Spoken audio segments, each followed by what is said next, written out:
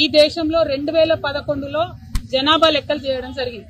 2011లో చేసినటువంటి జనాభా లెక్కలలో మన తెలంగాణ ప్రాంతంలో 83 లక్షల ఇండ్లు అంటే 83 lakh హౌస్ హోల్డ్స్ ఉన్నాయని చెప్పింది. ఆనాడు వాళ్ళు చెప్పినటువంటి జనాభా కేంద్ర ప్రభుత్వం చేసిన జనాభా లెక్కల్లో 3,50,00,000 మంది జనాభా ఉందని చెప్పింది. ఏది 2011. 2014లో ఎప్పుడైతే తెలంగాణ రాష్ట్రం ఏర్పడ్డదో కేసీఆర్ గారు నిర్వహించినటువంటి సమగ్ర కుటుంబ సర్వే ఒకటే రోజులో చాలా పటిష్టంగా విదేశాలలో ఉన్న మన వాళ్ళని కూడా ఇంటికి రప్పించి చేసినటువంటి సర్వేలో వచ్చిన లెక్కలు ఏంటంటే 1,03,00,000 హౌస్ హోల్డ్స్ ఉన్నాయి మన దగ్గర. 1,03,00,000 హౌస్ హోల్డ్స్, 3,68,00,000 జనాభా అని ఆనాడు మనం అనుకున్నాం.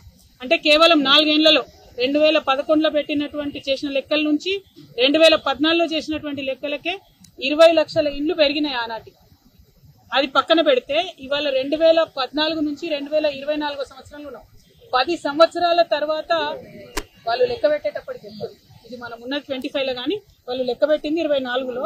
ఆ 24లో చేసినటువంటి లెక్కలో 10 ఏళ్ల తర్వాత చేసినటువంటి లెక్కలో కాంగ్రెస్ ప్రభుత్వం ఏం చెప్తుంది? 1,15,00,000 ఇండ్లు ఉన్నాయని చెప్తున్నారు. 1,15,00,000 జనాభా ఎంత అని చెప్తుంది? 3,70,00,000 అని చెప్తుంది. మనకు 11 నుంచి 14 వరకు చేసినటువంటి లెక్కలలోనే సంవత్సరానికి 6 లక్షల కుటుంబాలు పెరుగుకుంటూ పోయినాయి. ఆ లెక్కన చూసుకుంటే ఈ 10 ఏళ్లలో ఎన్ని ఇండ్లు పెరగాలి? కనీసం 60 లక్షల కుటుంబాలు పెరగాలి. మనము బీఆర్ఎస్ పార్టీలో మనము 2023 వరకు అంటే 10 సంవత్సరాల్లో ఇచ్చినటువంటి కళ్యాణ లక్ష్మి చెక్కులే అంటే పేదవారికి ఇచ్చేటటువంటి కళ్యాణ లక్ష్మి చెక్కులే 13,78,000 ఉన్నాయి. అంటే అట్లీస్ట్ కొత్తగా 13,78,000 మంది కుటుంబాలు క్రియేట్ అయినాయి.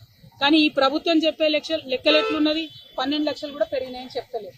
అంటే ఇది ఏ లెక్కన చూసినా కూడా జనాభా లెక్కల ప్రాతిపదిక చూసినా, సమగ్ర కుటుంబ సర్వే ద్వారా చూసినా, కళ్యాణ లక్ష్మి చెక్కుల ద్వారా చూసినా, ఇంకొక డేటా ఉంటుంది, నేషనల్ హెల్త్ మిషన్ అనే డేటా ఉంటుంది.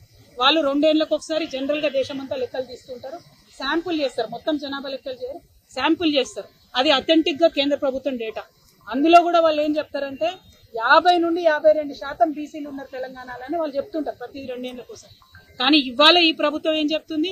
కేవలం 46.2% బీసీలు ఉన్నారని చెప్తున్నది. మరి కరెక్టా అన్నటువంటి విషయం ఒక్కసారి రేవంత్ రెడ్డి గారు గుండె మీద చేసుకొని ఆలోచన చేయాలి.